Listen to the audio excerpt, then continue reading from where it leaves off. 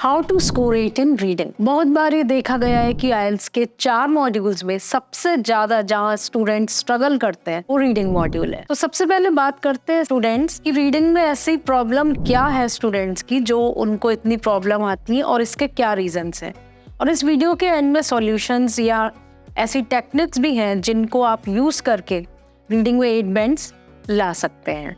और सबसे पहले कुछ कॉमन रीजंस कि स्टूडेंट्स के बैंड कम क्यों आते हैं। सबसे पहला रीजन ये है कि स्टूडेंट्स क्वेश्चन समझ ही नहीं पाते। कई बार ये देखा गया है कि स्टूडेंट्स क्वेश्चन को बस एक बार पढ़ के बिना उसका मीनिंग जाने वो आंसर ढूंढना स्टार्ट कर देते हैं।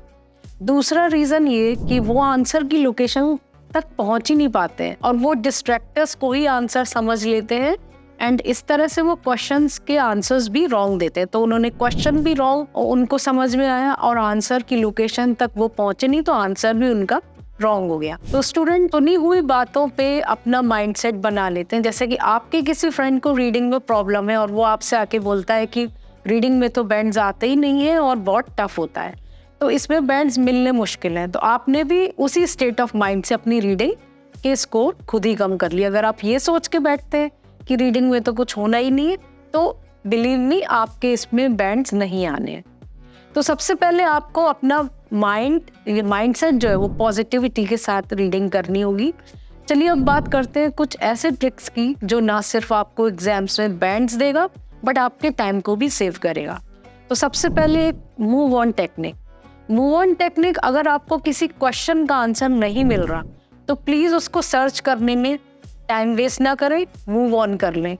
ओके, बिकॉज इसमें आपको ये बेनिफिट भी है कि क्योंकि आइल्स में आपकी नेगेटिव मार्किंग नहीं है, तो या तो आप उसका आंसर आपको जो रैंडमली जो समझ में आ रहा है तो आप वो कर लें, बट प्लीज उस पर टाइम वेस्ट ना करें because you have limited time. Link and locate technique passage में इंपॉर्टेंट कीवर्ड्स हैं तो उनको अगर आप क्वेश्चन से रिलेट करें तो उनको आप पैसेज में ढूंढ के लिंक एंड लोकेट करें। रिमेंबर, कीवर्ड्स हमेशा कोई ना कोई एडजेक्टिव होता है एंड उनके सिनोनिम्स को ही आंसर में यूज किया जाता है। For example, there are some intelligent students in the class. In passage there are some students in the class who scored well and they have the calibre. तो अगर आप इन दोनों सेंटेंसेस को कंपेयर करें, ठीक है, तो इसमें ये जो वर्ड है इंटेलिजेंट उसको नेक्स्ट सेंटेंस में कैलिबर या स्कोर्ड वेल से पैराफ्रेज किया गया है।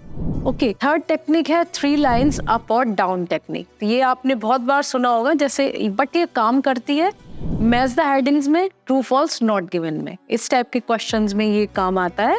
इसमें ऐसा बोला जाता है कि आंसर 3 लाइन्स अप और डाउन में होता है, बट इस पे आप बिलीव ना करें क्योंकि आंसर बीच में भी हो सकता है। तो read them carefully. I hope this video helps you in IELTS preparation. For further assistance, please call on the contact numbers provided here. Thank you.